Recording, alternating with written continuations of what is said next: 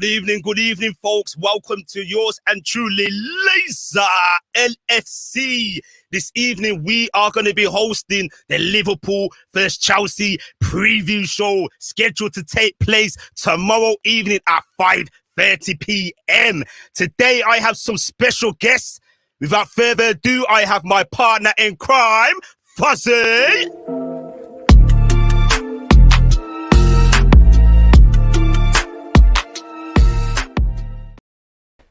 So yes, Fozi, how's it going, brother?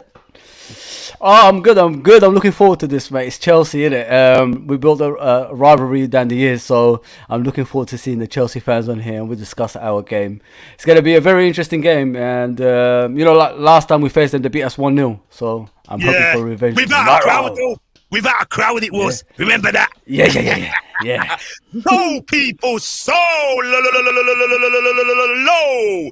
We're going to introduce to you, making his debut on the channel, RCBian Chelsea Fan TV. Yes. Hello, guys. I'm pumped up, man. And you guys definitely are. I can see that. Great to come here. Long time coming. But thanks for having RCBian Chelsea Fan TV and me, Ankit. Fantastic, occasion. Like Liverpool versus Chelsea. Like you said, Lazer, with the crowd back. That's something that we're all buzzing for. The football is really back. Yes, Thank you for coming 100%. On the channel. Really appreciate that, man. And guys, we have another guest representing the Chelsea corner. Without further ado, Mr. Tom, the Blue Podcast. Yes. Thank you very much for having me on. I'm excited for this. I'm excited.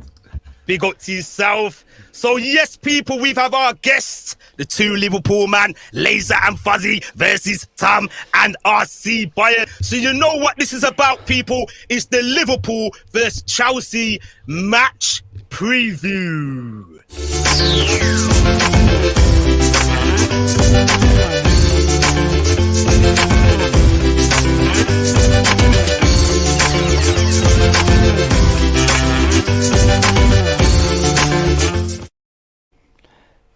So yes, people, welcome back to the show. It's yours and truly, Mr. Lazer, alongside my partner in crime, Fozi. We have the guest on the channel today, Tom from the Blue Podcast and RCBian from Chelsea Fan TV. So we're going to get right into it. As you know, this is the Liverpool vs Chelsea match preview. Before we start, we're just going to check the comment section. My Reminiscence Life, showing me all the support. My wife, she says, good evening. Good evening. Lazer means business in the shirt and tie today. He's looking sharp. Yeah, thank you, man. So we're going to get straight into it. So Liverpool versus Chelsea head-to-head record. So before we get into everybody's opinions, the game coming up and all the history between the both teams, we're just going to share the screen and get up the head-to-head record. So here we have it. So as you can see, guys, the Premier League records, they've played 58 games apiece. Now, it's pretty even looking at it. Liverpool have had 23 wins to Chelsea's 21. There's been 73 goals from Liverpool to Chelsea's 70. Liverpool have kept 15 clean sheets and Chelsea have actually done slightly better with the 17. Now, Liverpool have lost just 2 of their last 13 Premier League games with Chelsea, 6 wins and 5 draws, though one of those defeats was in the most recent game in March in an empty stadium. I had to get that one in. So, people, how do you see it? We're going to start with Tom. How are you feeling about this upcoming encounter? I'm excited. It's probably the biggest game of the season so far. I'm just excited for tomorrow, to be honest. Liverpool back at full strength, you'd say. Chelsea looking stronger than even last season when we won the Champions League, and we'll put that one in there, as you mentioned, the previous thing. No fans, but I'm feeling confident, but it's when your confidence is up here, but your worry is also at the same level. It's such an important game so early on, and it's impossible to call it, really. Yeah. And are you happy with the recent success? I know it might be a bit of a cliche and a silly question. You know, you had Lampard, you know, you was a bit of in transition the season before last. How did you feel when Tuchel came in? Was it an appointment that excited you and you thought we were going to get back into the big time? I was worried at first when Tuchel came in. It was kind of obviously it would have been such a difficult time to come in after obviously Chelsea legend gets the sack. But I mean, obviously, you're looking back at it, you couldn't have asked for a better result almost, could you? I mean, It's like, yes, we just lost a Chelsea legend who we wanted to be our future manager, but then we brought in Tuchel, who just completely changed the team, the system, and just made us a Champions League winning side, which I don't think me and Ankit could ever complain about, to be honest. Yeah. Before we start, yes, your microphone was muted. We're going to go on to you, RCB, Bayern. How are you feeling about this current Chelsea side? Well, like I said earlier, right, I'm really buzzed. Like, I haven't been this excited as a Chelsea fan from probably the time Mourinho came back, right? Mourinho came back. I think that was probably the time when we felt that, okay, we are going to be becoming powerhouses yet again, which we were in the last decade. And I'm actually quite surprised to see that head-to-head, kind of chat, because I have to say, in the Premier League era, we have been a much better team. I'm sure you guys agree, right? In the Premier League modern era. Having said that, the reason why this game is big because of the fixtures, Liverpool versus Chelsea. It's always been a big game. You know, be it even before Mourinho, right? You know, that game which got us to the Champions League, if you remember, right? Yes, 2003, yeah, 2003, 4, exactly. And 2003, then, three. And then we had obviously the Mourinho Benitez coming back to Chelsea, managing Chelsea, which we hated as a Chelsea fans. Still, he won us a cup, never liked him. And then obviously, like you mentioned, like about Lampard, Klopp, I think they also had something going on the sidelines, even if crowd wasn't there, like last year, right? If you remember, they really had that going.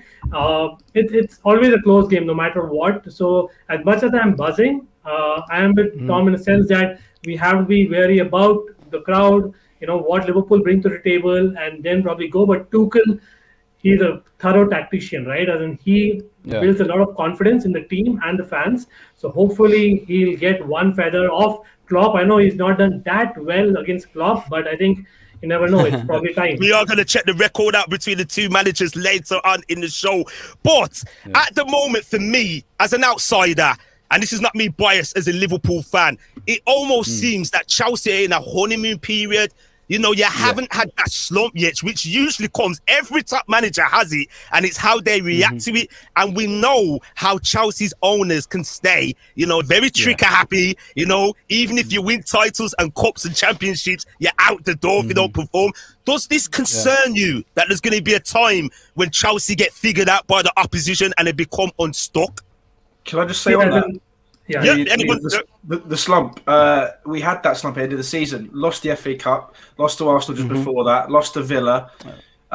We looked shocking at the end of the season. We had a big slump. We lost a cup final, but then obviously we then won the Champions League straight after that. That for me, that kind of felt like a slump. But I just wanted to. I don't think we're gonna have a slump for a while. Tom, at least for a while. I see what you're saying, but for me personally, what I have noticed in recent years, when a team is competing in the Champions League final, their heads are elsewhere. They're no longer focused on the league. We've seen it with Liverpool in the past. We've seen it with Tottenham Hotspurs. We've even seen it with Manchester City. Not last season. Manchester City in 2016, they're just about scraped fourth place on goal difference with Man United. And a lot of people don't remember this. Pellegrini got them to a semi-final against Real Madrid. It happens with the best of teams. We've seen Real Madrid do it in their domestic league, the La Liga, as well. So what I mean by a slump, I mean a proper slump where, for example, they don't get out the group stages of the Champions League. They're struggling in the Premier League, a proper, as to call it, crisis. Yeah, I guess. Sorry. A quick point that I had is about, like, I think Tom mentioned about us having a slump last season, but even going back a few years ago, like you mentioned, Man City had that, right? 2012 again, we won the Champions League. The following season, we actually were out of the group stages, right? By Juventus, of course, that we have been drawing and we've been talking. But the fact that has happened in the past, and I'm assuming that Chelsea, as a club, we have learned a lot of things, and that was the season where Azpilicueta had come in. He's our captain, and he's probably one of the voices in the dressing room. Along with Tuchel, I think he'll probably make sure that we are not having a slump. Of course, Jorginho is another captaincy material as well, like someone who kind of really commands respect. So hopefully we'll not have that. And at the end of the day, even if we have a few bad results, even Roman knows that there is basically some kind of end to the number of managers we sack, and Tuchel is probably the man, because not many are tactically so good like Tuchel is. Probably Klopp is, and that's why this is a great game. Yeah. Two very good managers. We're going to get some comments up before we go further. So big up to Trudon, who Liverpool and Chelsea need to take Manchester United more seriously as title contenders after signing Ronaldo. Trudon, we're not really going to go into other teams. This is more about Chelsea and Liverpool. However, please catch us on the Premier League preview show tonight at 9 p.m. and we will touch up on that. Big up to Glory Manchester United TV. Bigging up Fozi, my partner in crime. Keep up the good work. We appreciate that. Mr. Ada, my bedroom from the 0121. Bigging up to me and the rest of the panel. Respect to that. So, people. We're going to touch up on the next topic. Both teams' ambitions for this season. Fozi, take it away. Okay, boys and girls, brace yourselves. With me, I think we're going to win the league. I know, like, I might be going ahead of myself like everybody else thinks, but I honestly think we're going to win the league. I'll tell you why. I've said it in previous streams as well. If you look at us last season, we was top of the league until January, right? Yes, with a depleted squad. Don't forget that as well. Now, we've got our full strength team back. Even though last season, not many people gave us hope. We was like, they said we finished top 5 at best or something like that, but we topped the league until January. So now we've got the best centre-backs pairing in the world back together. We've got obviously the full-backs. Obviously, Robertson's coming back to play against you guys as well. And he's back. The full-backs are going to be on fire like they always do. Fabinho's back. So all the world-class players at Liverpool's disposal are back, people. That's why I always say, fear us. Don't underestimate us. And I think, honestly, we're going to... Listen, this game is going to be tough, yes, but it ain't going to be as easy as the previous game when they beat us 1-0. Yes, they deserved that win, and we was all over the place at that time. Mount came on from the left-hand side, cut in. Fabinho couldn't catch him, and he put him in the bottom left-hand corner of Alisson. That happens when you got a depleted squad. But now, I want to see if Matt can do that again. You got Lukaku now. The confidence is going up, and they're gonna they're gonna think like, oh, we've arrived. We're gonna be the best team in the Premier League right now. We've seen this from Chelsea before. Yes, you had Lampard with the majority of these players. Now Tuchel's taken over, and he's got his own way of doing things. But don't forget, people, he's done the same at PSG. He only plays one way. When that runs out, he will struggle, in my opinion. But tomorrow, man, come on, man. I think we're going to win, man. I think hands down we're going to win. I've got no doubt. I've got no doubt, man. Tom, what is your thoughts, Tom? What is the ambition for Chelsea this season? Oh, of course, it's to win the Premier League. I mean, you spend 100 million on a striker, and we just won the Champions League. Of course, it's to win the Premier League. Literally, you'd almost be disappointed if we don't. We've got the squad. We've got the squad depth. We've got the starting 11 to do it now. There's not really a particularly weak spot in our team anymore. Now we've got Lukaku. We've got a goal scorer now. We've already got the defence, which we showed at the end of last season under Tommy. And but I just saw the comment about Anfield. Massive factor to be played. But no, definitely win the Premier League at least, and definitely a trophy. Well said. Well, for me, before we go into RCBian, our other guests, for me, it's simply reclaiming that Premier League title. I think the Liverpool boys are going to be hungry than ever. And I tell you why. We kind of walked to the title a couple of seasons ago. Last season was a different season. We had the pandemic, and Liverpool had a whole host of injuries. And going to back what Fozi was saying, Liverpool, even though we had injuries to Van Dijk, Thiago, a couple of other players, we were top of the table in January, you know, and there's only so much a top team can cope without, you know, a host of their main players. And it pays huge testament to a manager like Klopp and the mentality of the squad to get back in the Champions League. Many teams would have stumbled, you know, we've seen it with your guys in the past, you know, when they've won the Premier League the season before and they finished 5th the season after. We've seen it with many teams before, you know, but I think Liverpool's main ambition is to be challenging all the way, and I mean right to the wire, for the champions, you know, the Premier League title. It's going to be hard. You know, I see Chelsea right up there. You know, we know what Manchester City are capable of. They always rack up these huge points tallies, especially against the cannon fodder in the league. You know, and with the addition of Grealish, that's just going to be a little bit more spice for them. We've seen how they demolished Norwich on the weekend. Absolutely pathetic. And Man City is capable of that on the day. For me, the key is for Liverpool and Chelsea to be right up there. When I mean right up there, late 80s to 90 points totals. All the other big so-called teams have to take points of Manchester City. They have to be, you know, because they're, let's be honest with you, they might not be as great as there was in a 100-point season, you know, but they're still a top team. But for me, Liverpool, our ambition is simply to reclaim that Premier League title and have a huge, huge run in the Champions League. Boyan, your thoughts? Great points there, definitely, Lazer, because I get the fact that, you know, as in the winning mentality that Klopp has got in Liverpool, no pun intended, but the fact is Liverpool did not have that mentality. It was that Klopp changed the culture of the club, right? He's got back that winning culture. But for Chelsea, like, you know, that is in our DNA. Like, we win trophies for fun, right? As in, again, I don't want to be bragging, but the fact is, the fact, yeah, in the last 25 years, people say we don't have history. No, as in, we won a lot of FA Cups, League Cups, and whatnot, Super Cups, Cup Winners' Cup in the 1990s as well. And that's something that has been building from that. Then Roman came, he's built even more. Every manager was sacked, won a trophy. And then there's hardly been a year. Like, I think Lampard probably did not win. The fact that he didn't have anyone to sign. But you can see the signings that we've been making, it's just not this season. Last season, we made about 6 signings. We won the Champions League. It's not a coincidence, right? This time, we knew that the striker is what is probably missing, the missing cog. Lukaku came in, right? As in, that will be only one feather added to the cap. So it will be not only, I would say, one step ahead. Not just win the Premier League, our ambition, so as to speak, to beginners, win actually 2 trophies. And again, I don't want to be sounding like I'm overconfident, but we actually saw that in the UEFA awards as well. Like, it's very rare that you dominate awards.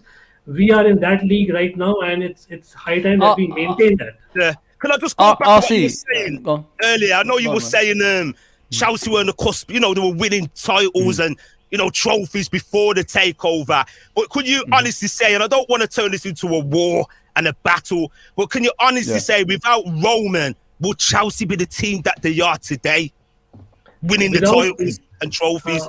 No, without Roman, definitely. I have to agree that, because in terms of winning the league, it takes a lot of, you know, things in the squad. We had people on paper who could win us cups. Like, don't forget, we had, as in, Gullit, you know, Zola, as in those are people who were, exactly, all the winners were there. But those are people who could win you cups because they didn't have the fitness levels to maintain it throughout the season, and that is why we did not do that. But the fact is, they built just a culture of winning cups, and that is where we went to the next level. And the next level was obvious. We had to invest to, you know, win the league, and that is a succession formula for any club. So it's not that Roman is probably the reason. It is probably a great plan by Chelsea Football Club, and of course we are lucky to have Roman. One more quick thing before we move on to the next person. You know, it works. Their system, what Chelsea employ, works. You know, firing manager after manager. I think, how many managers you've had since the takeover? Is it 10 or so? Too many. You know, doesn't matter. Too many to count, man. Lost count, by the way. I don't know. For me, our history, Liverpool's history, is not built up like that. You know, we don't work in that way. We never have. We have stability. Is it something that makes you happy? You know, because we know if Tuchel doesn't deliver the goods, he'll be at the door and the next big shiny thing will come in, the next best thing will come in, and maybe that will work. Yes, you have a lot of money at your disposal. That also helps as well. And Chelsea, whether we like it or not, as a Liverpool man and a football fan, they've been successful, the most successful club in the last decade or so, even 2 decades, really now. 15 years we're talking. Every other way, they win a trophy, whether that be the FA Cup, a Premier League. I think you won 5 Premier Leagues since the takeover, if I'm right. Yes. Yeah, 5 That's right. titles. Yeah, Yeah, I think 6 so. in total. Yeah, you know, they've won 2 Champions Leagues. That's nothing to be sniffed at. You know, so it works. You know, their model works, it works, you know. So they're doing something right, man. So yeah, big up to the people, man. Locked in and locked on to the Lazer LFC Liverpool vs Chelsea match preview. We're gonna get some couple comments before we go on to the next topic. Chelsea, Ada said Chelsea ain't gonna know what's hit them at Anfield tomorrow. The system will be our Aguero moment. I damn well hope so. Big up to my brother from another mother, Mr. Daz TV. Please do check him out, people. Very, very knowledgeable football fan and Liverpool man. He's saying he thinks the Anfield factor will be as huge as ever, but also Liverpool will relish this one. We will indeed. And we've got another comment as well, Daz, as well. Big shout out to all the panel. Respect to you, Daz. Aziz is saying, big up everyone on the show and in the chat. Up the Reds tomorrow. So, people, we're going to move on to the next topic. Mr. Klopp versus Tuchel. So what I'm going to do, I'm going to share my screen. Bear with me, people, and we're going to get a bit of stats. I looked at this earlier today, and I was actually surprised in what I saw. It's going to be a very tasty encounter tomorrow. Very, very tasty indeed. I'm using 2 monitors, so it's a bit difficult for me to. That's it, right? I've got this, so we're going to go back down here to StreamYard. And if you take me off solo, please. That's it. Share that. Is that working? Yep. Yeah, there we go. Okay, I'll take that big banner off the screen. We don't need that on there. So, yes, I actually had the record earlier. So, as you know it, Liverpool manager Klopp and Chelsea head coach Thomas Tuchel are going to come face-to-face tomorrow in a big Premier League encounter. What we're trying to do is find the stats between the both teams. I did have it on earlier, but it disappeared because the page refreshed. So as we can see now, who was the most successful manager at Dortmund? As we know, they both managed Borussia Dortmund, who play in the Bundesliga. So between 2008 and 2015, Klopp had won 2 Bundesliga titles, a DFB Pokal and 2 Super Cups. And as you know, Bayern Munich, you know, became even stronger. They took a lot of players from Dortmund, and then Klopp, you know, Dortmund kind of went down a bit, and then he had to take a break. And then he came to Liverpool, and the rest is history. We're going to look for Thomas Tuchel. So Tuchel, between 2015 to 2017, he had 1 Bundesliga runner-up in his first season. He had 1 Pokal in the second and final season. So that's pretty good. And, you know, we're going to talk about this on the top of our head.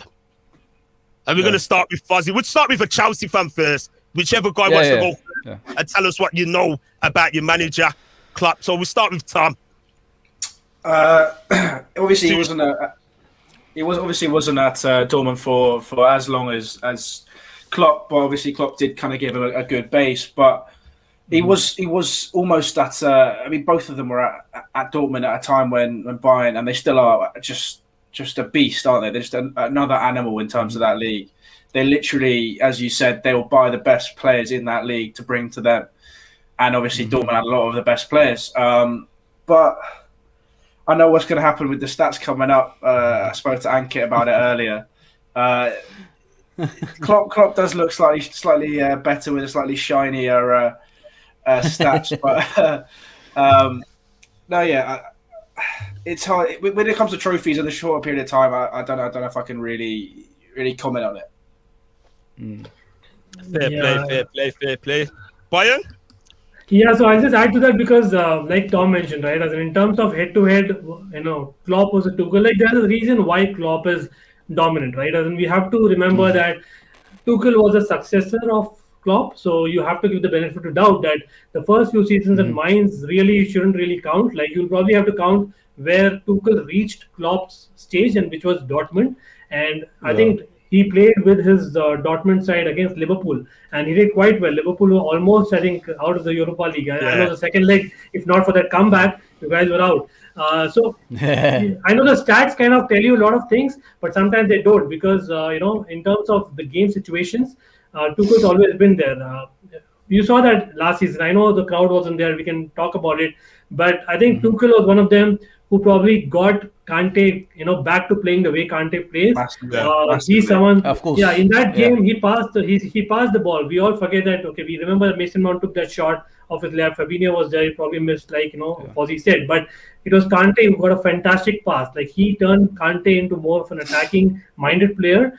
Something that Sarri tried unsuccessfully, but wasn't able to. Tuchel was able to do that. So such are things that maybe Tuchel has learned from Klopp, because Klopp, again, I have to give it to Klopp because he's one who, no matter what, plays that attacking, heavy metal football, right? That's what he is. Yeah. And Tuchel believes in his ideas and he implements it. The difference is, Klopp took, I think, over four seasons to implement that totally in Liverpool. Tuchel has done that in 6 months. Right, so you'll have to give it to Tuchel on that factor alone. You can't disagree there, right? So that's something that I will give Tuchel maybe an up, but yes, definitely Klopp. But do you think with Tuchel, do you think he's had a helping hand? Lampard, sort of changed the way how Chelsea played. It was bringing through the youth, James, Mount, etc. Do you believe if Tuchel was, let's say, started the beginning of last season, would he have had as much success as he's had in the last 6 months or so? Yeah, hindsight is an easier thing to say, right? As in, having seen the kind of tactics he goes with, he changes formation in between games. He's not really scared to, take off. I think he took off Hudson-Odoi after coming on as a sub. Those are things that Lampard, I couldn't see him doing. As much as basically I love him, he's a Chelsea legend, and he was learning at the job. So Tuchel is a fast learner. So maybe if he had started the season for me, he would have done better.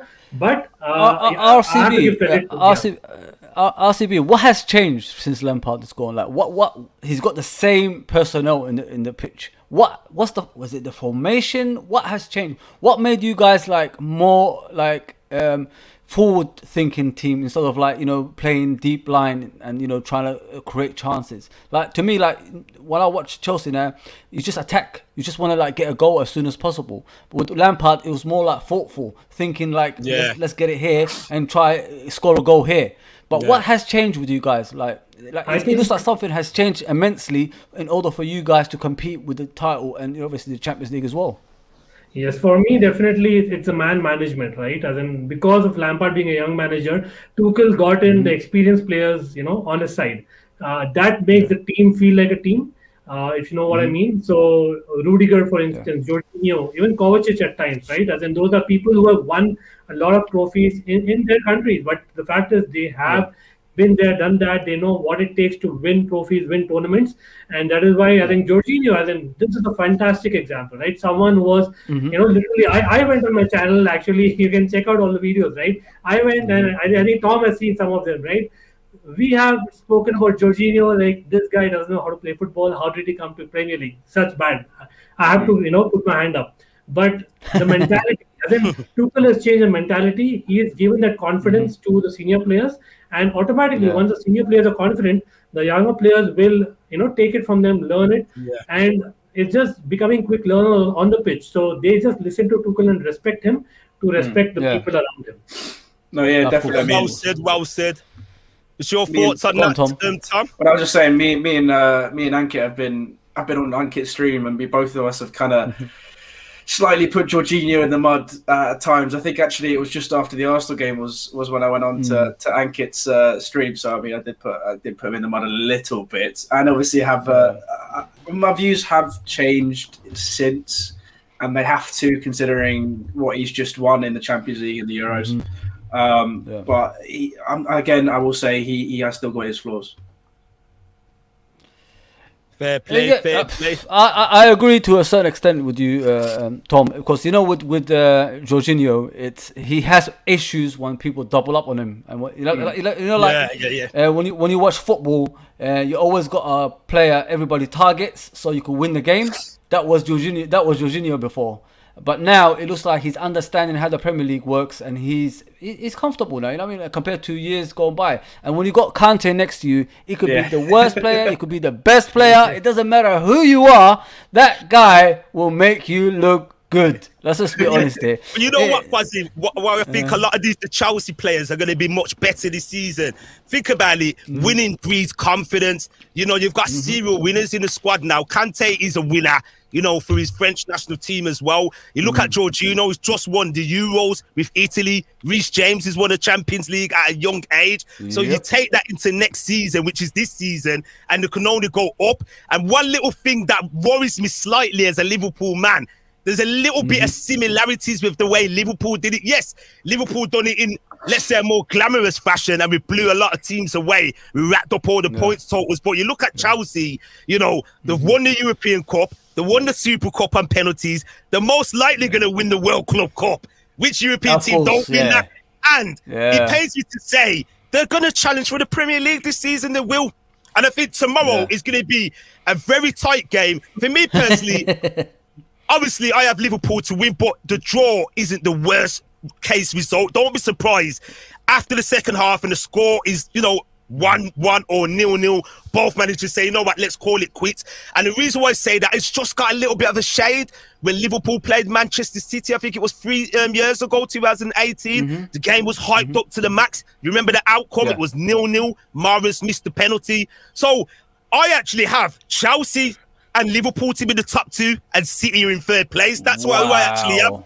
That's the same as me. I'm the same. That's how I have it. I do. I really do. And I think getting Lukaku has gained you that cherry on the cake now. And I said it to people who said, oh, Lukaku's a flop. He's put on so much weight and he's this, that, and that. No, he's been around the block. Yes, he was at Chelsea at a young age. He wasn't ready then. You know, he applied his trade for West Bromwich Albion. He produced the goods. He went to Everton FC. He produced the goods. He went to Manchester United. First season he was good. Then he fell off the radar. Whether it was personal, Mourinho effect, isn't it? It's Mourinho effect, isn't it? Well, it's always going to happen. Yes. You know, Wednesday, I can't wait. Like, you know, for me, you're right. Like in terms of Lukaku was Van Dijk. Why I'm coming in, because like a lot of people are not remembering, and Matip is also coming back from injury. Like in a sense, like he always has injuries. But for me, like the bigger call will be like, how will Matip kind of come? Like I know he's a great player on his day, but I think Matip has a mistake in him compared to Van Dijk. So I think it will be how Matip does. That will be probably more important from Liverpool's perspective. I don't know if you agree.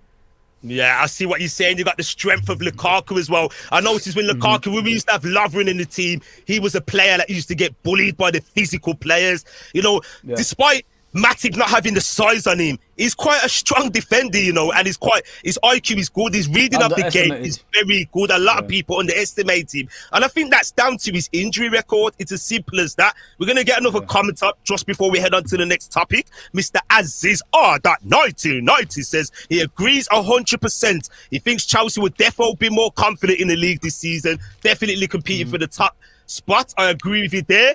So we're going to go on to the next topic shortly, and it's going to be both teams starting 11. But first and foremost, we're going to have a quick promo break.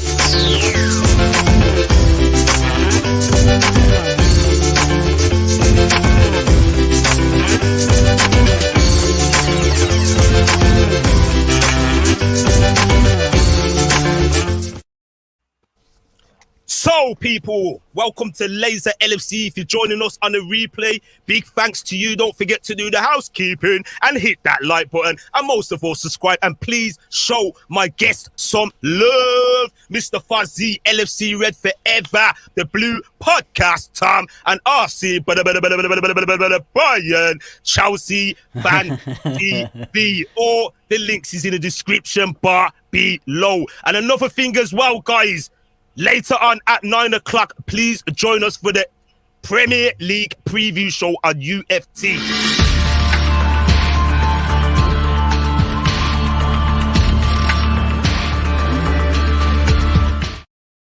So yes, people, you can catch me and Fozi at 9 p.m. doing that show with some special guests. So we're going to get right into it. Both teams starting 11. I'm just going to get a quick screen share, and then we're going to touch up on the teams who we think will start the game.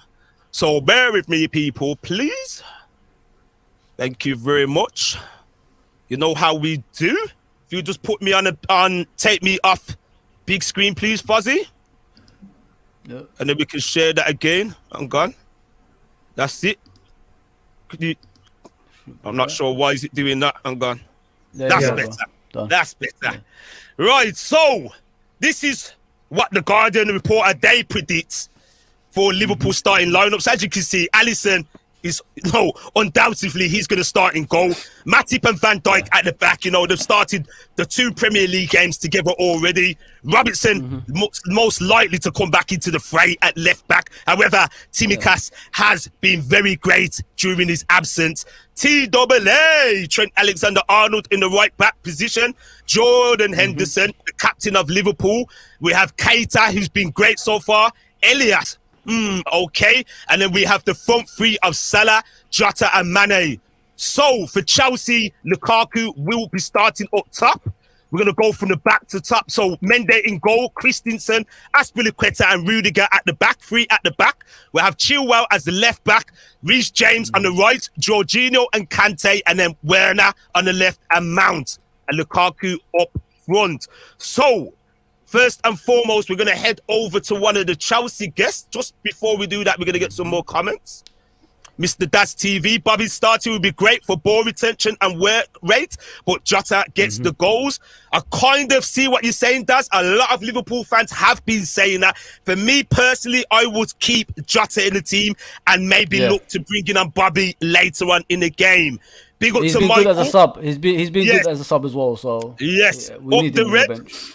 and the big man Bird. So we're going to go over to Tom, and I think your team has been sent over to me already. And we're going to get your thoughts on who you think should start and your reasons why. I think my starting 11 should be.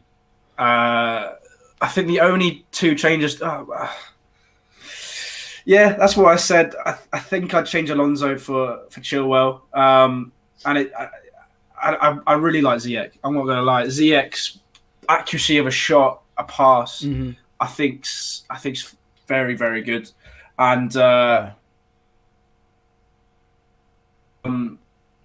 think that team can beat that Liverpool side. I'm looking forward to seeing Reece James kind of as almost a parallel to Trent Alexander-Arnold on the right, either right flanks. And I think Lukaku with the balls he's going to get from that team. Think about it, James, Alonso, Mount, Ziyech, Jorginho. The service he's going to get, no matter how good your defense is, one of those balls is going to get to him, and Lukaku doesn't miss anymore.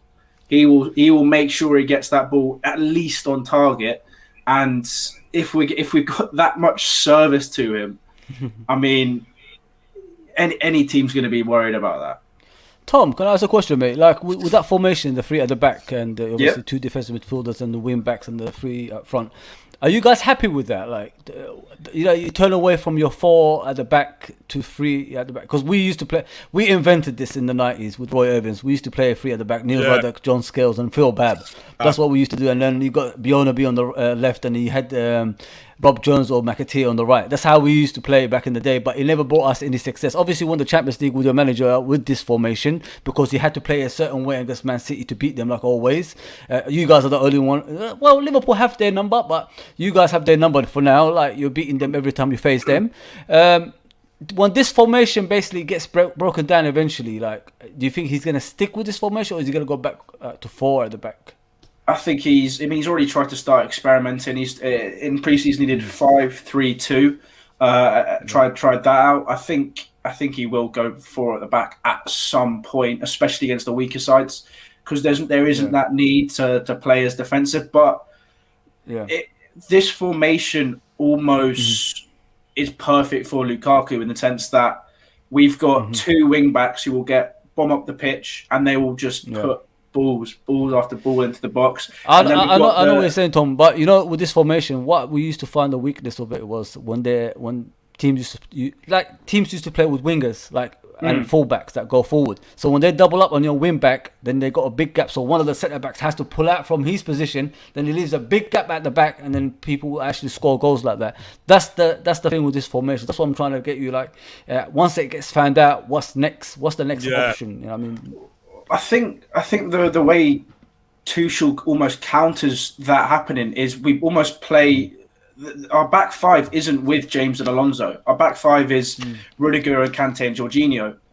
That they kind of fill in between Aspi and Rudiger and stop that overload, because when we still obviously have James Alonso coming back, but having Kante and Jorginho almost slots back into it stops the what happened to you guys back in the day when you get found out, you double up on the wing backs. He almost counters it, and I've noticed that a lot, especially at the end of last season. When Tuchel took over, he kind of took Chelsea quite a couple games. Obviously, that's not a very normal way to play. But when you got Kante as the defensive player he is, then he can cover three men, and it doesn't matter if you double up. To be honest, but no, I completely understand where you're coming from. Yeah, Kante is like two players. Kante is, man. I would have him at Liverpool all day. Mr. Kante. He fits into every club. At Leicester, I knew straight away that he was going to go to the top. You know, I didn't think he would leave Leicester so soon. You know, and you got him for a steal. What was it, 35 million? Yeah. Oh my! How did you pull that up? Leicester got robbed. Leicester did. You know, he's an amazing player. And when you look at him and you listen to him in his interviews, he's so humble, so down to earth, humble. Nothing faces him, you know. He doesn't care about all the glamour, the headlines. Even when there was a time when, you know, when you had your trophy celebration, he was in the back and your players were forced to come on, get involved. They were pushing him forward, They were pushing him forward, Leicester, man. And he gives a lot to the community as well, especially back home as well. He's a very good player, man. So, RCBian, we're going to get onto your thoughts. And get your team on. Yeah, I hear basically what Tom is saying, but yeah, once you get to the screen, for me, definitely, like, you know, I see, like you mentioned, like, you know, I think Fozi mentioned about the formation.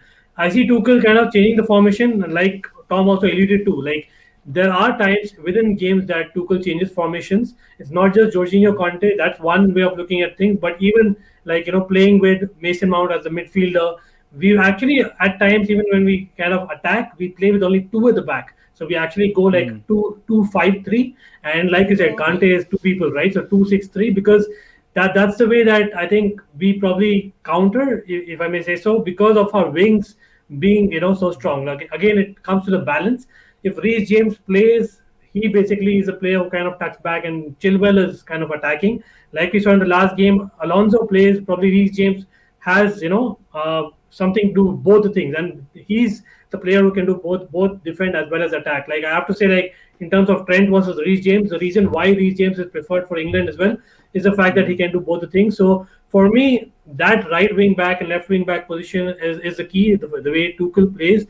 And Havertz is the next big thing. Like, you know, that's something that I'm sure most of the guys will agree, because Havertz has it in him to, you know, really play it in big games. He's not someone who kind of hides behind others like Werner. As much as I hope that he comes back, you know, gets his confidence back, I can't see that coming through, you know, with the start of the game in Anfield, especially with the crowd being back. So for me, Havertz, that's the reason I would start him, because he is a real confident man. Like, you know, Tuchel has gone on record saying that this guy is probably the most confident there is. So he's not afraid to put in Havertz there. But I get the point, like, you know, with Ziyech playing, he could probably take the long shots. He has something in him, those left-footed, you know, kind of pings that he has, great passes. But for me, Mount and the wing backs are the key, right? As in the moment we are able to get 100% from Mount and the wing backs, and then others will do their job. Kante does his job, Jorginho does a job, like, you know, they're the best at it. So I think that's the key, and where the game will be won and lost for me. Fair dues. So Fozi, we're going to start with our team. We've both done this combined, haven't we? If you take us back off this screen and then get it in the middle. So yes, we got the back four, which everybody assumes is going to start. I'm just going to try and get into the shot here. You can't see me. You'll have to listen to me, guys. It's a bit awkward. I wish StreamYard could do a thing. I want to write to them where you can move the stuff on screen. That'd be much better. I think it's the professional one. Yeah. The main one. Yeah. We're gonna look into that. But anyway, yeah, I think Robinson will come back into the game. He has to for me, for the experience. Yeah. You know, his engine is absolutely amazing. The way he charges up and down the flank, and he can defend as well. A lot of people think he's all good for just attacking, you know, similar to Trent, but he can defend. So I see him coming back into the starting 11. You know, we've seen him already on the bench in the game prior to that. Virgil van Dijk, we don't need to go into the detail, you know. We know what he's capable of, and I'm sure he's going to be licking his chops going up against Lukaku. They've already had battles before, you know, in previous matches. This one is going to be very interesting. And Matip, the thing what I like about Matip, yes, we got our new centre-back, you know, Konate, and a lot of people are saying, why haven't we used him yet? Now, me and Fozi know this alongside other Liverpool fans. Klopp takes a while to integrate his new signings. They don't just come into the team like that. You know, they've got to grow, they've got to buy their time and wait and seize their opportunity. Now, for me, Matip is key in carrying that ball further forward. He's not a defender that just likes to sit. If you look at a lot of Liverpool games, he's sometimes left wandering almost just outside the 18-yard box. He can get a nice through ball in on the ground as well. The only concern I have, slight concern, sometimes he does it a bit too much. Let me stop that other screen, turn it off. And we might get done on a counter. That's my only concern. With Trent Alexander-Arnold, we know that Henderson will be helping him on that right-hand side. He's going to need that out because I know Chelsea are going to try to exploit that side. What's your thoughts on that, Fozi? Well, Liverpool at the moment, mate, they're doing their business as always. But yeah, like with Chelsea last season, they had a game plan and they found a way to beat us, and that's what's worrying me about this game. That's the only thing that really worries me. Not many things worries me because you know we've got majority of our players back, but the things with the players, they need to be like fit enough to play in this. To me, like if you look at this game, it's a defining moment of the season. Probably it will see how far we've come back. Like since last season, you know what I mean? Because last season we were struggling against everyone. It doesn't matter if you're Burnley, it doesn't matter if you're it doesn't matter who you are. So sorry, Fozi. You know what I think it is though? A lot of people are saying it's a title decider. In so many ways it is, but it's too early to call. We've seen games like this in the past where let's go back. Let's go back to 5 seasons. And let's go back to 2016/17. And we had Mourinho as the Manchester United manager, and we had Pep as the Man City manager. Now, that game came in September. Manchester United at Old Trafford versus Manchester City. That was hyped up to the hills. The game finished in 2-1 to Man City's favour. Who went on to win the league that season? It was Chelsea. Chelsea were the ones that went on to win the league, and they destroyed Manchester City on the counter at the Etihad. I remember it very clearly. And when I watched that game straight away, I had to applaud Chelsea, and I thought they're going to win the league, and they did that. You know what I'm saying? So it's not a title decider. I think this game tomorrow is more the psychological factor. It will prove both teams' credentials. How far we've come. Yes, and I think it's a case, let's say, it's one of those mad games where Liverpool get a fast start. The Anfield crowd are there. We go 2 goals up in the first half. Chelsea tried to get a goal back. We beat them 3-0. Psychologically, that might actually push Chelsea a peg down, and they might think, hang on a minute, can we challenge Liverpool? Now, if it's the reverse where Liverpool get beat in their home ground in front of a packed Anfield, that could damage Liverpool psychologically as well, and it will give Chelsea the boost and all the momentum needed to push on for the title. But in all honesty, I see it as a very cagey tight game. Neither team are going to want to lose this game. I'll tell you that. Oh no. That's my thoughts on that. So I had a quick point here, right? As in, one more reason is like we are just playing just before the international break. It's the first international break. Yes. The crowd is back. I think it's going to be more for them to kind of go all the bit more. So I actually see, on the other hand, players just going for it. Like, this is one of those moments. And don't forget, like, there are countries which are in the red zone. So I don't think that Thiago Silva, for example, will be able to travel. So that's why I've actually tipped Thiago Silva to possibly play. As in, those are something that squads can be used much more in this game compared to in the past. Like, so that's more interesting fact. But I don't want to build it up too much because at the end of the day, it's all about the league. It's not just one game. But then let's hope it's for the best. Guys, have you got the butterflies yet? Because I feel like excited. It's weird, man. It's got that feeling to it, man. Like, oh my days, Liverpool versus Chelsea. The amount of battles we've had in the past, the past few years, and that one that hurts me to this day. And I said this live on air a couple Oh, of not weeks. the Gerrard one. Oh, I know. You guys, Enough. I developed another feeling of hatred after that game. I hated the way Mourinho and you guys Well, celebrated Sorry, in that I way. have to cut you there, sorry, but because come on, the ghost goal is something that like, the significance of that, like for me, if you would have anyway lost to Crystal Palace and lost the league, like that's me, right? But the ghost goal was never a goal. The Luis Garcia one, and that same penalty goal- anyway. Penalty all day long anyway. So even if it wasn't a goal, it's a penalty. That wasn't a goal. It wasn't a goal. Like anyway, like Penalty and a red card to check. Penalty and a red card to check it could have been. Believe me, if they allowed that. Anyway, as in fair point.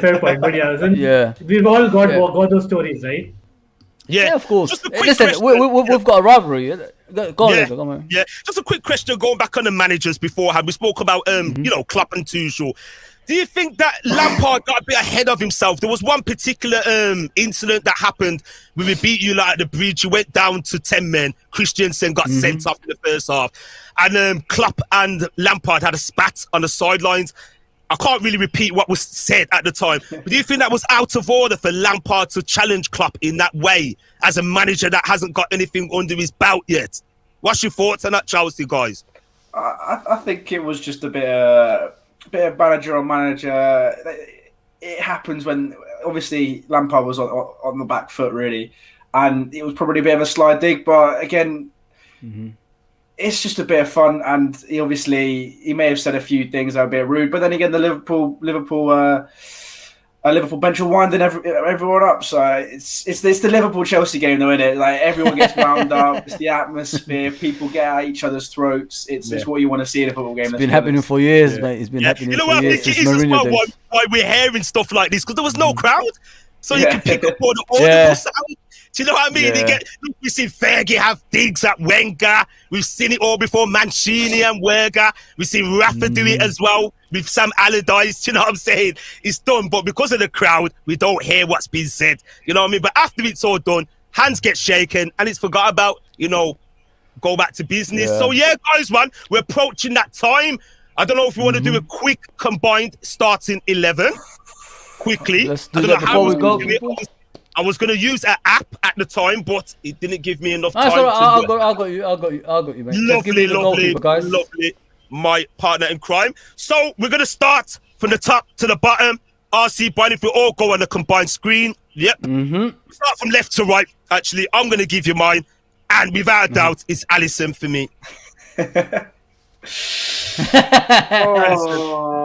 RCBian, go, bro. Come on, as in he was the goalkeeper of Europe. As in again, but I kind of know where Lazer is coming from. As in, if you're talking goalkeepers in terms of ability, in terms of longevity, definitely Alisson takes it. But I think Mendy, if you're talking on form, I think we're not talking about goalkeepers scoring goals that Alisson did. We are talking about goalkeepers protecting the goal, and I think Mendy deserves it this year, and we are creating the team this year. So I think I'll go with Mendy for that reason. But if you're talking about just ability and longevity, I'll go with Alisson. Yeah. No, yeah, I completely agree with Ankit. I think on current form you have to go Mendy, but if you were to put one of them on a Guys, list just stop you there. Are we going on current recent form? Because a lot of people, when they do these combined 11s, it's usually on the current form, not the all-time last. So what are we going on today? Can we agree? Is it currently, let's say, the last 3 months or Makes sense. the start of the season? Because it's only been 2 games. So Yeah. currently Well, 3 it's months, Mendy, it's maybe? Mendy, isn't it? Yeah. yeah. Okay. Right. Yeah. Okay. Yeah. All right. We'll go with Mendy. I agree. I Yeah, agree. I agree with that. I'll agree with that. Mendy. So we're gonna go with the left back. Left back. There's only one, isn't there? Come on. Yeah. It's- Well, We can give you that. I'm going to be honest. For my left back, hang on a minute. We've got what we've got so far. So we've got the goalkeeper's Mendy, and the left back for me. I'm gonna, after careful consideration, and because of Robertson, I'm actually gonna go with Chilwell, Rudiger or Chilwell. I know Chilwell hasn't started all the games. Yeah, and he hasn't started either. So as in, I'm No, surprised. Pleasant Alonso surprise. usually starts the games, doesn't he, on the left? Yeah. I In the know last few games, yeah. Yeah, wing system. Yeah. Alonso, and the reason why I'm saying that because Robertson's been injured, and Alonso has been good for you. He has. I'm going to be honest. I've watched both your games, and he has. So I'm going to say Alonso. He deserves it. Alonso, yeah. That's a fair shout. Yeah, based on the last few games, this is what we're based. Not all time, because he's double game ahead of my beloved Robertson. No way. So RB, sorry, Tom, who do you think, mate, the left back? I was going to say Robertson or Chilwell. I think Chilwell. I'm going to say Chilwell, just because if we're going like 3 months roughly, I'd say. Yeah. Oh, it's 3 months now.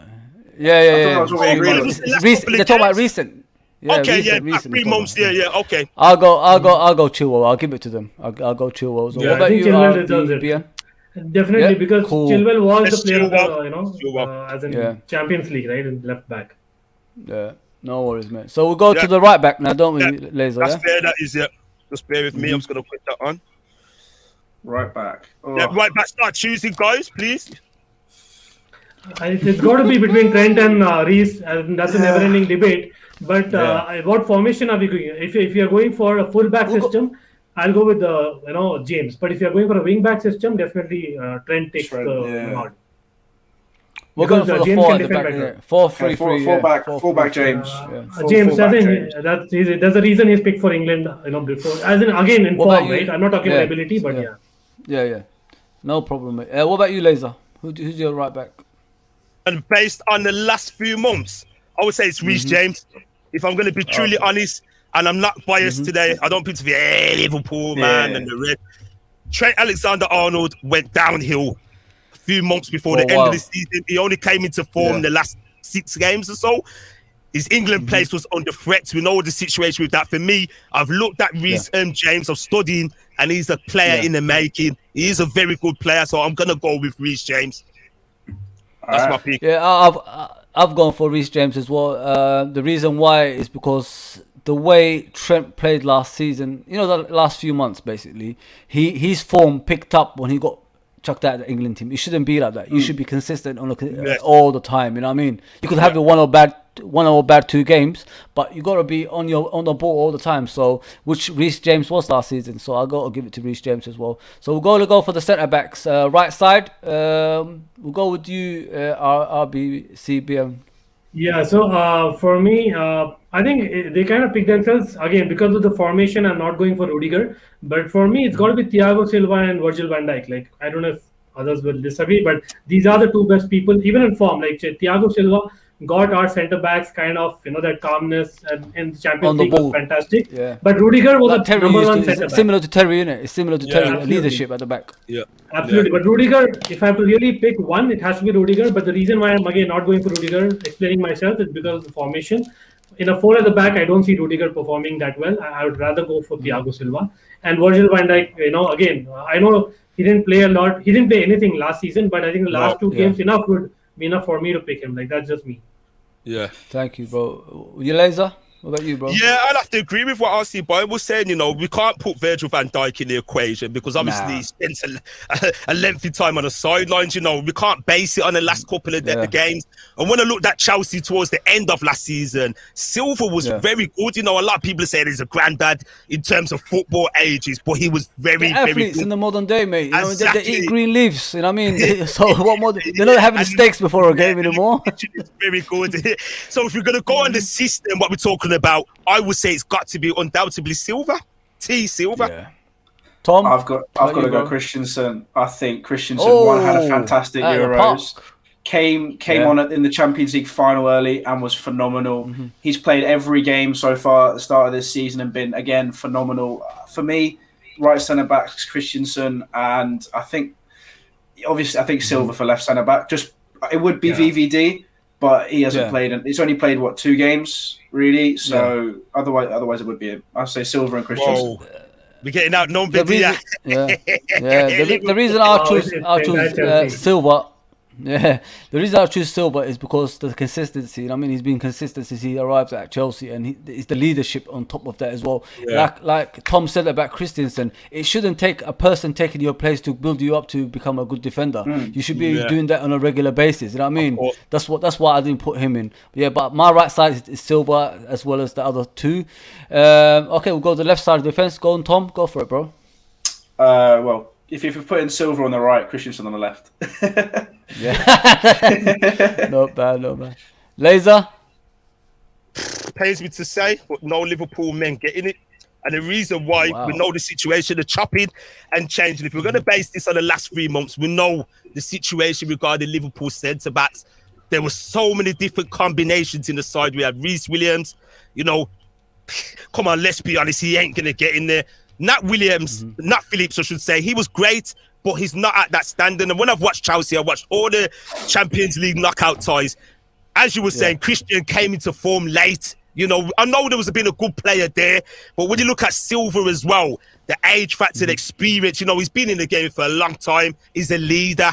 So I've got to give it to them two. For me, my 2 picks are going to be Silva and Christensen at the back, partnering each other. Nice one, bro. RCBian? RCBian? It's RCBian, bro. Anyway, so yeah, definitely. Then I agree with the boys because I kind of totally missed out. I don't know how I did it. I love Christensen always. Like, I'm one of them. But yeah, definitely Christensen, you know, gets in. Again, it's because of the form and what he did the Euros cannot be undermined. Like, you know, tremendous player is going to be. Thank you, brother. Good stuff. Go on, Lazer. Yep, so we're going to move on to, we're going to have DMs, obviously. So we're going to move on to, and we're going to have a double pivot because obviously both teams play different systems. So I think we'll just probably go with the one DM for this one. Yeah, we're going to do like 4-3-3. Yeah, 4-3-3. Yeah, 4-3-3. Because they're playing 3 up front now, Chelsea, don't they? Yeah. Okay, then, so you want to go first, Foz, for me?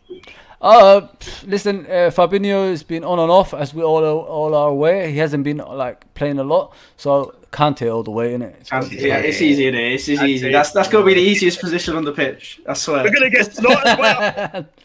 get slaughtered by our fellow Liverpool. I know. Guys, listen, it's the last 5 months, you said, isn't it? It's not about being biased here, you know. This is a show. Liverpool versus Chelsea preview, and we've got to keep it neutral and keep it real. This is based upon the last few months. You've got to take into account Chelsea are the European champions. Good side, guys. You know, this isn't based when Liverpool won the title 2 years ago, the best team in the world 2 or 3 years ago. It's based on recent form. Okay, guys? Gotta be honest as possible, don't you? On. So, undoubtedly, Kante is going to be our defensive midfielder. So, guys, we're going to move on to some more players, and we're going to go with RCBian. Wow, you know what? The fact is, we are talking about 4-3-3, so that kind of tells me that Jorginho doesn't fit in that formation. Like, he's the UEFA, Men's Player of the Year. But yeah, I think that's how it is because we are going with the formation and the last 3 months again. Again, like, I'm not anti-Jorginho. I'm a Chelsea guy, as you all know. But I think because of that formation again, Kovacic has a shout, but the fact that he's not been consistent, in the last 3 months, I'll probably pick a Liverpool player there. So for me, again, in the last 3 months, I know Liverpool have had a lot of injuries, but I think Thiago kind of gets it in that formation because Thiago has that pass in him, and he can probably break that, play. So I'll probably vote for Thiago. Fair enough. With mine, to be fair, I kind of want to say both my more attacking midfielders at the same time, and that's Mount and Henderson. I think Mount plays left-sided attacking mid, and then Henderson plays next to him. I think I know Liverpool didn't have a fantastic season like last few months, but I felt like Henderson was one of the better players. I know he got injured every so often as well, but he didn't have the best Euros. But I think if you're going to put a leader in there as well, he's fantastic, and I mean, you can't not play Mount realistically, and that's the best place he fits in a 4-3-3. Yeah, with me, I'm gonna go Thiago Lazer because the last 10 games he was just it was the Thiago of Bayern Munich. That's how or Barcelona. That's how I saw it when I saw him in the last 10 games, and he was brilliant.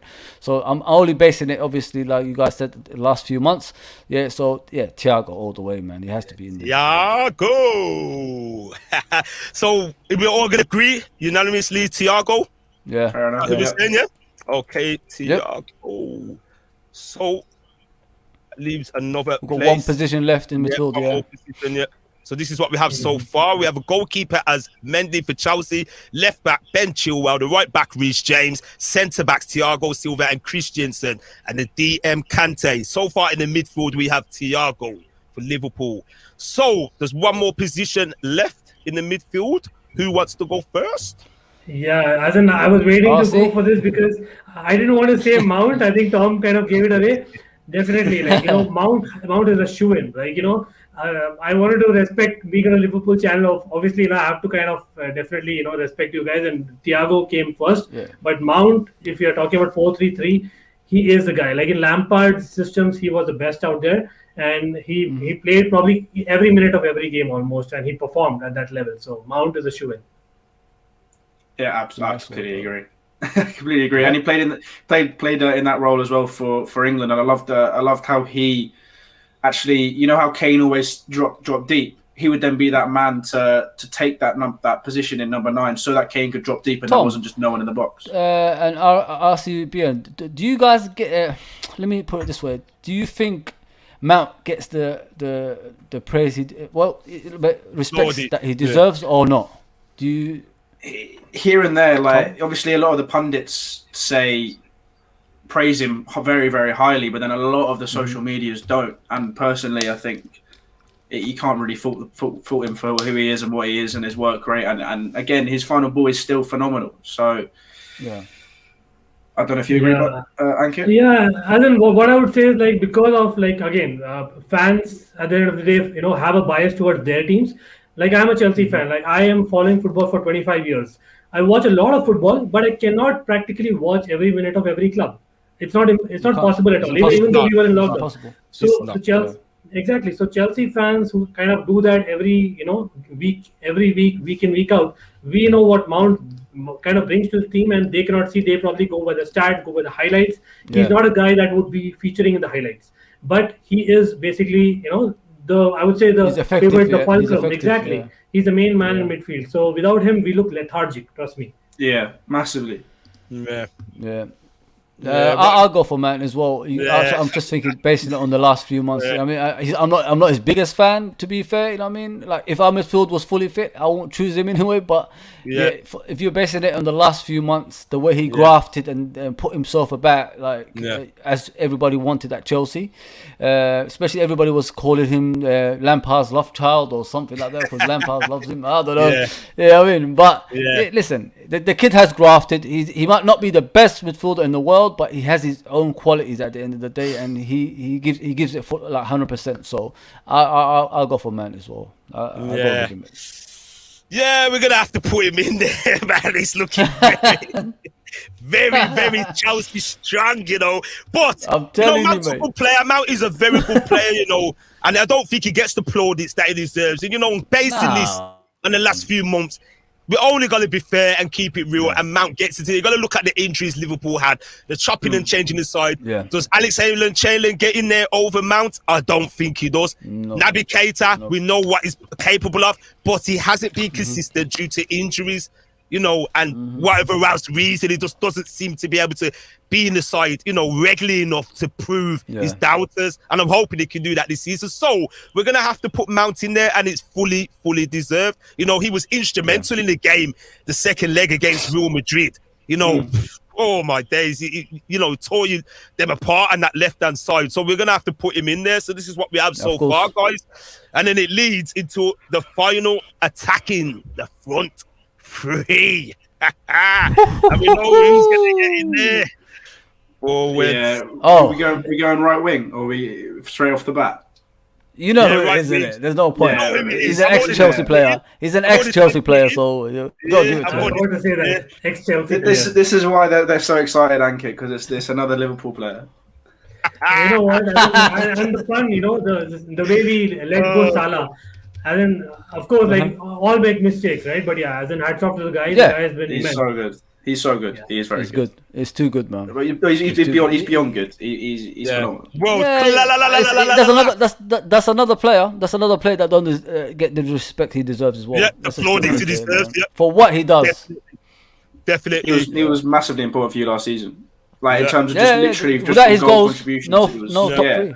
Yeah. Okay, then. So who we gonna go on the left then? The left of the attacking. Got to be Mane, right? Or Havertz? I was going to say Werner. You got Mane. Werner? Oh, hang on. You got Mane, Werner, and what's his name again? It's like I got a memory blank. Havertz. Maybe he can play Havertz. there, Yeah. So Mane, Werner, and Havertz. Now, maybe, I don't know. For me, Mane wasn't the best Mane that we know of him. What I saw of Werner, not for me. Not over Mane. Then that leaves Havertz. Kai Havertz had a slow start. Came in right near the end. So we're going to have to decide on these three. I don't think Ziyech gets there amongst them three for me. So he's been injured a lot, innit, guys? I think he's been injured a lot, guys, hasn't he? Yeah, that's the only thing with and COVID, yeah. So who are we going to choose for the left-hand side? I've said Werner already. I think Mane had too crap of a season like last season. And that's I agree, mate. I'm not here to argue about Mane, but I think Mane is one of those players that thrives on fans being around the stadium, innit? I think Mane's a better player. This season, I think he'll be better than last season, 100%. Oh, yeah, 100%. Yeah. I think Mane's a better player. I just didn't. Or if we're going on form again, like listen, we've got to be realistic. You're 100% right, Tom. 100% right, bro. I'll go for Kai Havertz, mate. You know what I mean? So it's just the way he ended the season as well. Everybody was making fun of him. I think you spent about 75 or 79. I don't know, something around that budget for him. And people were making fun of him like he ain't good enough and all that stuff. But he scored in the bloody final of the Champions League, man, and won the Champions League. I think Kai Havertz is going to have a very good season in Europe for you guys. He's looking confident. Much to come. A lot of people are doubting him, saying this and that. Look, he's 20, 21 years of age, baby. You know what I mean? It's going to take time. Some people take a lot more time to adapt to the Premier League, and because we see what he's capable of, you know. So I definitely see him as one for the future. Big up to the Football Sanctuary. Good evening, fellas. How are we all doing? It's Friday, and we're doing good, aren't we, guys? Yes. We're going to be enemies once this show finishes, but at the moment we're friends. Damn. So that leaves, what is the decision on that then? Are we going to go with Werner or Mane?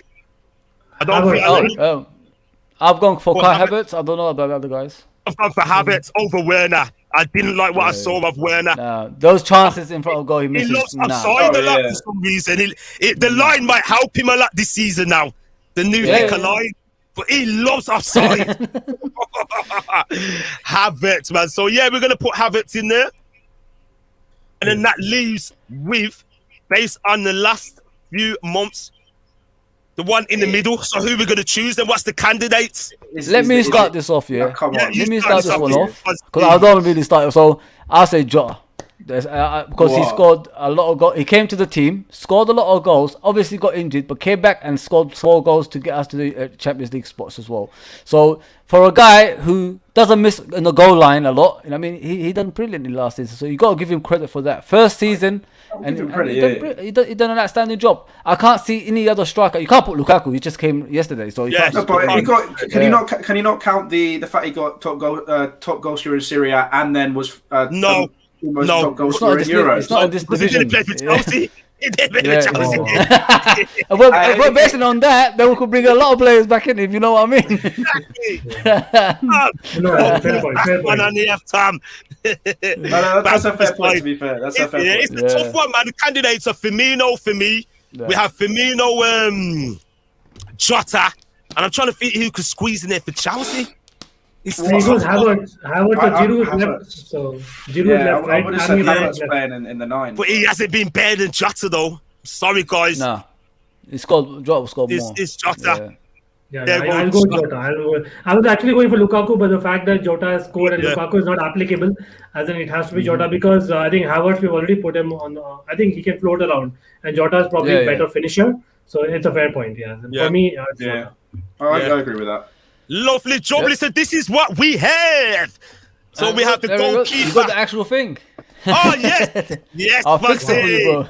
Batman, my pitching. Lovely job, please. Enlarge that for me, please. Commander and plus. A little bit bigger for the people. It doesn't disappear. I know, I hate when that happens. Lovely. Hang on. We can sort of make them out because of who they look like. That should be all right, So we have Benjamin Mendy as the goalkeeper, who's basing this off a 4-3-3 formation. Ben Chilwell as a left back. Christian and Thiago Silva partner each other at the back. We have Reece James on the right. Kante in the holding role. Thiago and Mount in midfield. And Up front, we have Kai Havertz on the left, Jota along the middle, and Mohamed Salah on the right. So this is the combined 11 based of the last 3 months or so of the season. It's not altogether people who we think is the better of the players. It's off recent form. So it's been a lovely, wonderful show. It's been a pleasure to have you guys on. We'd love to have you back on the show. And hopefully if you could join us on UFT in time to come. May the best team win tomorrow. If you take that off the screen now, Fozi. No worries, bro. Please, for me. So if any of you guys want to say anything before we leave, if you want to do a quick plug, I'll put all the information in the description below. Start with RCBian, and then we go to Tom. Yes, firstly, again, thanks for having me. This was definitely a fun chat. And I watched you guys earlier. Like, this is something that I really recommend, guys, anyone watching.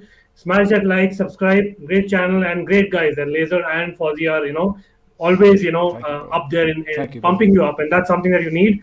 But yes, as for me, I can be found as RCBian Chelsea Fan TV. It is on YouTube. It's been a few months, and you may guess it's a lot of Chelsea content, but the RCBian name comes from Royal Challengers Bangalore, which is a cricket franchise. So I do seasonal cricket content as well, but primarily Chelsea and football content. I have started a lot of trivia shows as well, which will be, hopefully getting you all and, people from other clubs to my channel.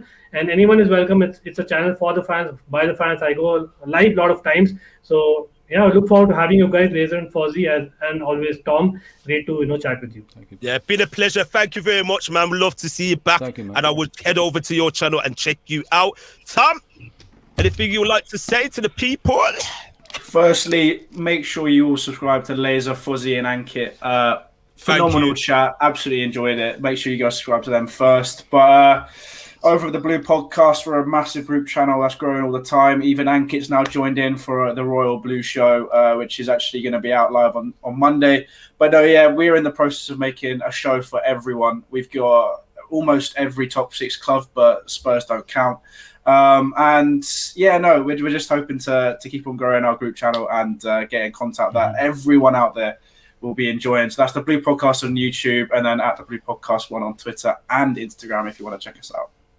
Lovely, jubbly. And yes, guys, before we go, me and Fozi don't stop here. We will be back on air on our brand new platform, UFT, and we're going to be hosting the Premier League preview show in just under 45 minutes, 9 p.m. UK time. Join us over there, the Premier League preview show.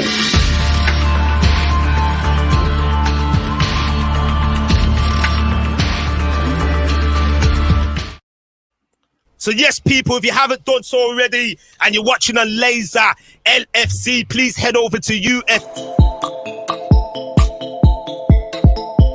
and please subscribe and show some support. We're a brand new platform. I'm going to let Fozi say the rest.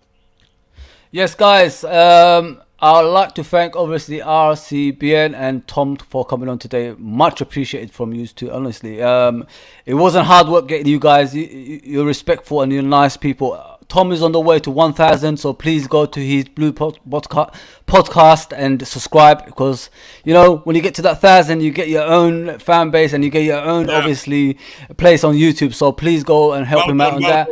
RCBian is an up and coming obviously YouTuber, and he's a Chelsea fan, a huge Chelsea fan. His channel is great. I've watched him for a while, and he gave us like prompts all the time. He came on our channel UFT and said to us, we've got a collab, and we're always going to do it with you guys.